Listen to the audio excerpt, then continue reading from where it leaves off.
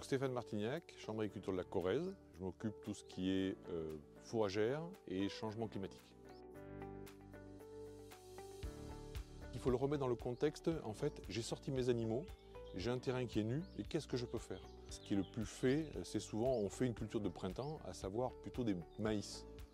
Et nous, là, le but, c'était d'observer, est-ce qu'on ne peut pas tester autre chose et qui va enrichir aussi en protéines. Puisqu'un maïs, on est grosso modo sur du 7 à 8 points de protéines. Alors que sur des métailles comme ça, on va être sur du 12, 13, voire plus taux de protéines.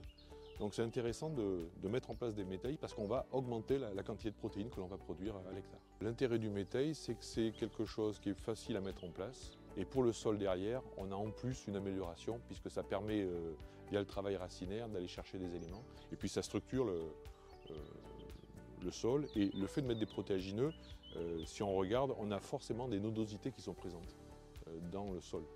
Grâce au poids et à la veste. Donc c'est l'azote qui est fixé qui est dans l'air, qui est fixé via ces nodosités et qui va restituer pour la prairie que l'on a implantée derrière. Ce que je vais semer va me permettre d'avoir une diversité aussi floristique et aussi on va diversifier la ressource en protéines que je vais avoir puisqu'on a plusieurs espèces qui sont présentes. Le fait de faire des mélanges aussi sécurise les rendements. Puisque si je partais que sur une seule espèce, j'ai le risque qu'avec les conditions climatiques qui sont très évoluantes, on puisse être pénalisé. Donc le fait de faire des mélanges, ça me stabilise et ça sécurise surtout le résultat derrière. Et de le mettre en place aussi, ce type de métail-là, c'est que si je veux, je peux être en capacité sur mon exploitation de produire une partie ou en totalité les graines dont je vais avoir besoin pour le semer. Donc en termes d'efficience, et de résilience, c'est plutôt intéressant. L'avantage du métail, c'est aussi que c'est une culture qui ne nécessite pas de produits phytosanitaires. Alors on a un programme, le programme Protéhumani, on a mis en place des essais de métail immature. Et l'objectif, c'est d'augmenter le taux de protéagineux et donc de protéines dans le couvert que l'on va récolter. Donc ici sur la station de Chamberet, on a mis en place pour la deuxième année un essai avec des mélanges de métail plus une prairie à base de régras, trèfle, un mélange de trèfle. Donc le métail est composé avec du seigle et de l'avoine et plus du pois et de la vesse.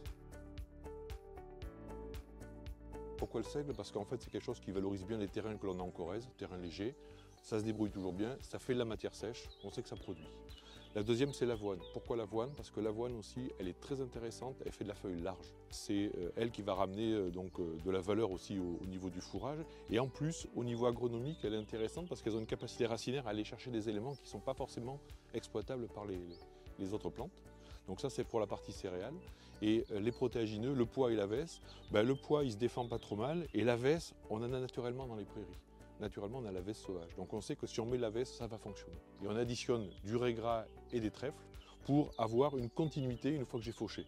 En fait, les régras et les trèfles sont là pour permettre d'avoir une deuxième, voire une troisième exploitation derrière.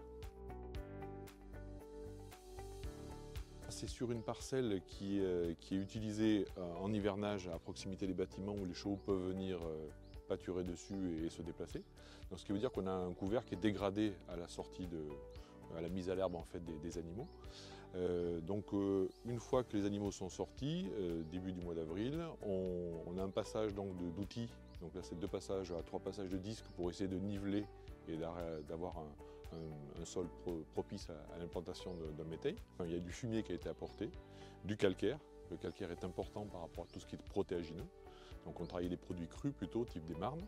Et suite à ça, il y a un passage de combiné semoir qui est venu pour mettre en place le mélange choisi, à savoir donc des protéagineux avec des céréales associées avec des régras et des trèfles. Pour la récolte, il faut savoir que ce type de produit, les métailles en général, ça se récolte non pas en sec, mais en produit enrubanné ou en silé. Et la récolte va se faire courant du mois de juin ou au plus tard sur le mois de juillet. L'objectif, c'est d'avoir entre 3 et 4 tonnes de matière sèche à l'hectare, en essayant de valoriser au mieux les effluents des animaux qui ont pâturé pendant la saison hivernage, plus les effluents que j'ai apportés via le fumier et le calcaire. Et comme on a mis dans le mélange, en fait, on a fait une première exploitation du métail, on a des régras et des trèfles qui sont présents et qui, eux, vont continuer à faire une deuxième pousse. Donc on va pouvoir soit refaucher ou soit pâturer jusqu'à l'automne. Et après, les animaux reviendront et il y aura un couvert qui sera plus ou moins présent, mais en tout cas, on n'aura pas un sol nu.